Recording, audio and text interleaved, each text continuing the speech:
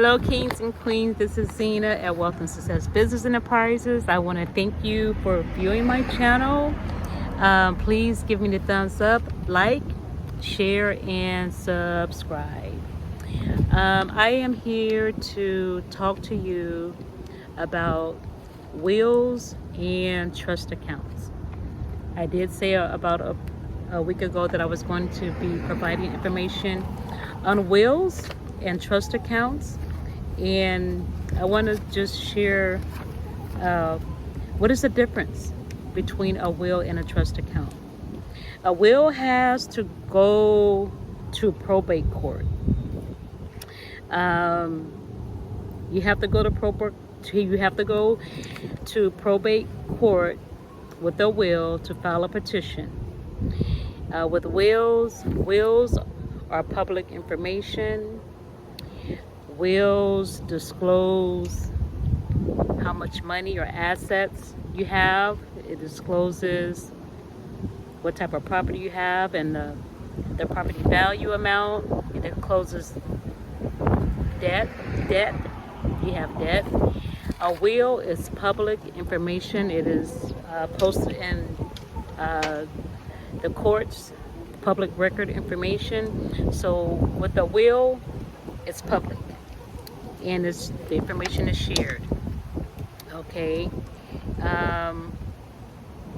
For instance, you have a will designated for your child to be the beneficiary, and you have bank accounts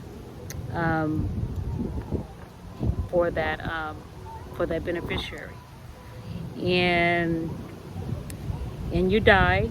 Say you die and you have your child listed as the beneficiary on your bank accounts with the will. This is with the will. And so that child that is designated as the beneficiary will need to go to the courts to go to probate court to file a petition. And dealing with the courts, there is fees. I don't know what the price is to fill out a petition, because every form that you fill out, they want to charge a price. So I don't know. I don't have the pricing for the petition you would need to fill out. You would need to contact your court, or what state or what county you live in. And so a petition needs to be filed because you have a will. And so with that petition that you're filing, you want to say that, look, my mom or my dad, they left me this property, they left me these assets. There's this will, and so I'm here in probate court, and I want to get this legalized. So when I go to the banks, they will allow me access, because everything has to be cleared through the probate court, where the judge makes the final decisions. You just can't go to the bank and say, look, I got this will, I got this information, my mom appointed me as beneficiary over these checking accounts, savings accounts, and I want to receive access. So but the bank is just not going to just give you access to those accounts if nothing is stamped by probate court and not confidential, but in the official form that will allow the banks to release the accounts to you. Okay, even if you don't have a will, you must go through probate. Even if you don't have a will, you must go through probate to provide all the necessary documents that are needed in probate to establish that you are the beneficiary, the person to inherit what your parents have left you. And then, like I said, the judge makes the final decision on if you are going to receive the inheritance of the assets that have been left to you, whether it's homes, property, accounts, etc. With the will and probate, if you have siblings and your parent noted you as the only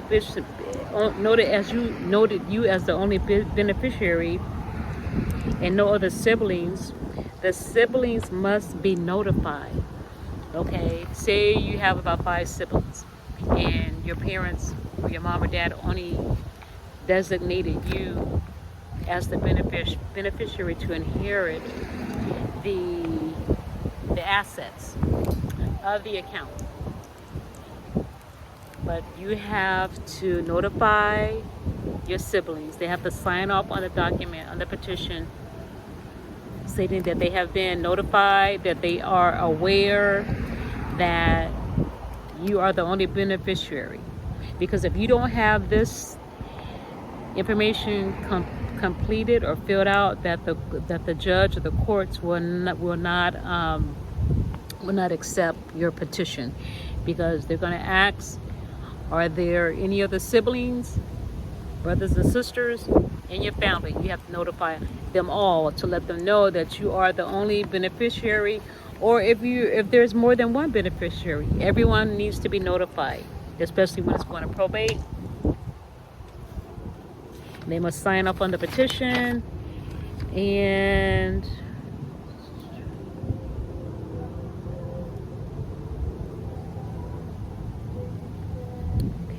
a trustee is the person or entity legally responsible for managing the assets in a trust and distributing the property according to the trust terms.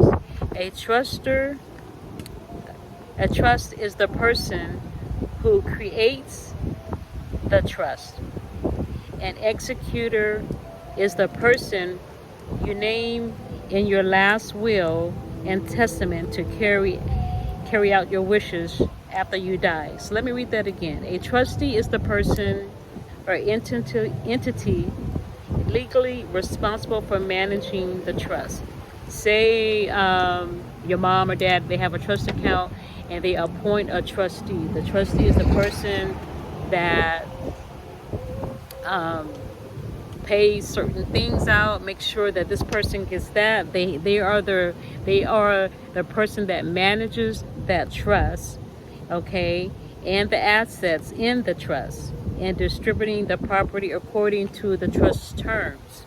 So they are the ones that are going to say, here, you get this property, you get that property, because your parents have designated a trustee to be the manager of the trust account, okay? And the truster is your parents, your mom or dad, who created the trust account, okay? An executor is the person you name in your last will and testament to carry out your wishes after you die. So executor is somebody that is going to carry out the last wishes that your parents have requested after they die. Trustee duties.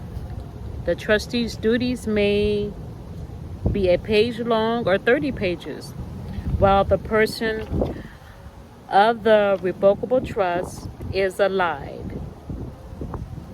and you are the beneficiary, you are not entitled to any information until that person dies.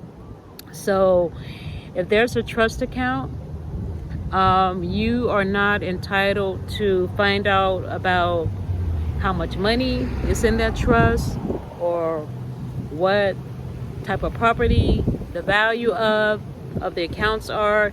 You won't find this out until the person dies, who is the owner of the trust. But it does say that the trustee may give you a copy of accurate information of where property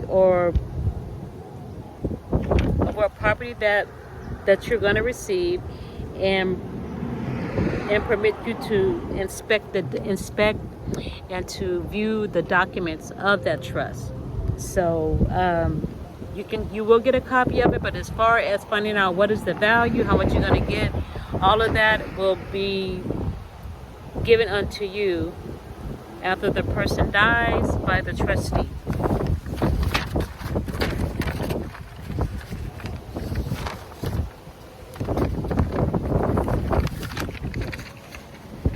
Sorry about that. Okay. Oh yes, I didn't give my disclaimer. My disclaimer is that I'm just here to provide educational information. Anything that I'm saying is on an educational basis. This is not something that is binding from me. This is binding, meaning that is binding, is illegal. What I'm saying or the information that I'm giving is binding. This is on educational purposes. This is on me doing research. So anything that I'm saying is strictly for education, strictly as for advice, and that's my disclaimer. Okay. Okay,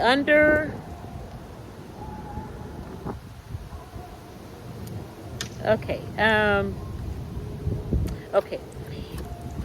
You have, if somebody wants to give you or will you or make you a beneficiary and to give you certain inheritance, real estate, homes, cars, money, bank accounts, that you have the right to denounce that. You have the right to disclaim that. Just because somebody lists you as a beneficiary on any type of accounts, you have the right to denounce it. You don't have to accept it. In California, you have 90 days. No, you have 9. Let me see.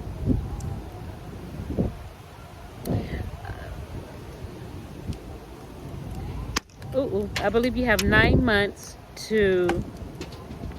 You have a 9-month window to denounce receiving any beneficiary inheritance from somebody that you don't want to receive it from. So you do have that right. Because sometimes when someone is making you beneficiary of something, you don't know if you're taking on bills, you don't know if you're taking on liabilities, you don't know if you're taking on somebody's gambling debt, you don't know what type of debt that someone may be gifting to you that you're going to have to take care of. So that's why it's, always good to always find out, well, when you've been a beneficiary, what did they have debt, or what am I really receiving? Okay.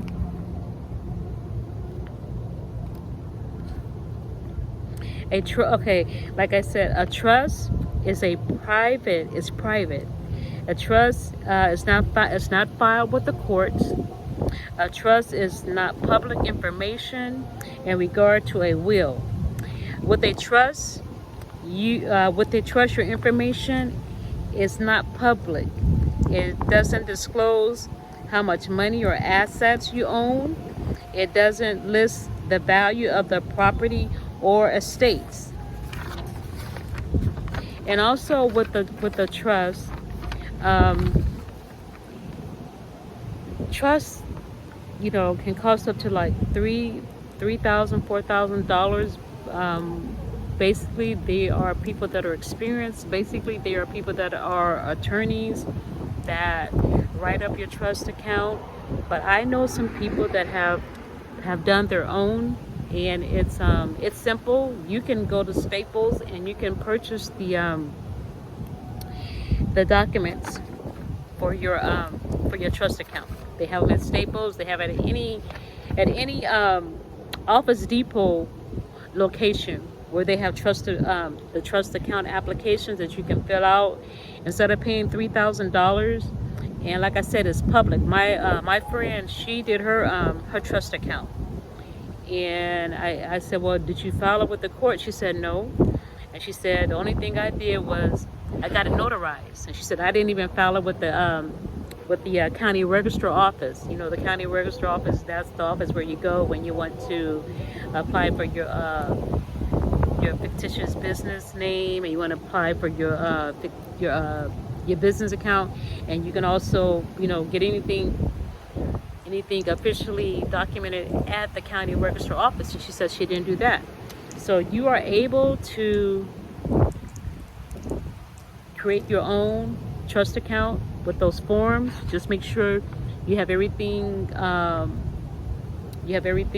listed and noted accurately, and you want to make sure that it's revocable, because a revocable means that you can list people in there that can make changes. If if one sibling dies, then the next sibling can be next in line to make to handle that trust account.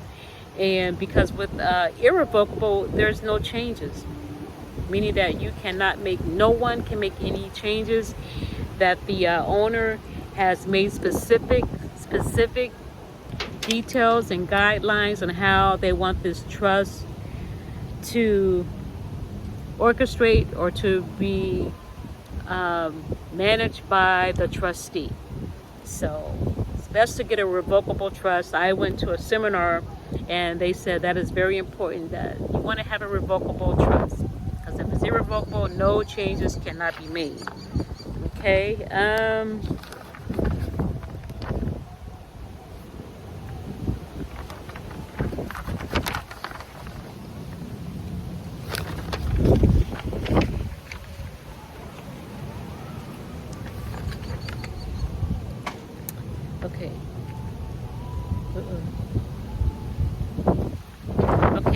Okay. With the trust, a person's money continues to be useful after they have placed it away. You can place real estate, cash, or valuable assets in your trust. A revocable trust can cost a few $1,000, like I just stated. So you want to, you can do your own, or you can pay to have someone do your trust for you. If you're uncomfortable on doing it yourself, you can always pay someone to have your trust done for you. Okay. And with the trust, you can put your antiques, your art, anything that's valuable, jewelry, anything in your trust account.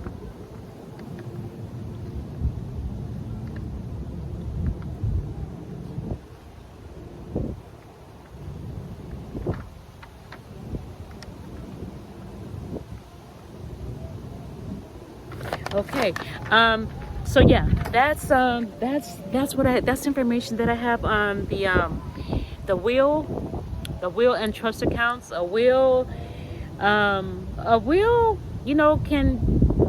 can be drawn up by anyone, or you can go to a professional, or you can create your own will. You can design it, you can draft it out, or you can have lawyers do it, because right now everything is basically self-taught.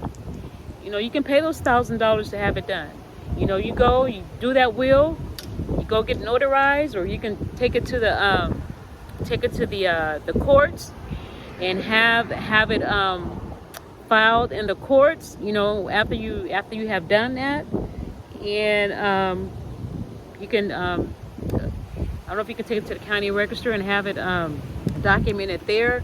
But right now, today, people are being self-sufficient, and that's what it's all about. And God wants you to be self-sufficient. Anything you don't know, you can go to the library, research it. Those librarians are there to help you and guide you and pull those books down and go through the indexes and get all the research that you need. You can Google stuff. You can watch YouTubes. You can teach yourself, and you can also with the trust account, you can put your property up under there. Say, because I went, like I said, I went to the seminar, and this gentleman who was doing the seminar, he was saying that with the say, you know, you have property, and and you're living in your property, you want to put that property under your trust account. Okay, in the event that you die and you don't have any protection, and that your property is going, it's not going to go in probate, it's not going to go under your trust, it's going to go to probate, meaning it's going to go to the court, and the judge is going to decide who is going to get that property. If you don't put it in a trust, under the trust you have people listed. The trust is going to go to such and such, or the trust, the property is going to go to this person. With the will, the judge is going to decide on who's going to get the property. If there is no will, if there is no trust account, and with the will, you still got to go to probate court, because it's public. It's going to be, whatever you do with the will, it's going to be made public, and that's how it goes. Like with the trust, it's private. Don't nobody know your business. It's a private document. It's private information. Only you and certain people know. And so the judge, cannot touch your trust account, because it's private. And so, yeah, so basically, you own some property, put that property in your trust account. In the event that you die, the court won't take it and give it to whoever or whatever. So this is my information I want to share with you guys regarding the trust and the wills. So I was watching one lady's video, and she was saying that it's good to have a will. It is. It's good to have a will, to have some type of information. Okay, so I hope you like this video. Thank you for liking. Please share, subscribe, and like. Thank you so much. This is Zena at Wealth and Success Business Enterprises. I thank you so much for viewing my video. Have a wonderful day. Take care. Bye-bye.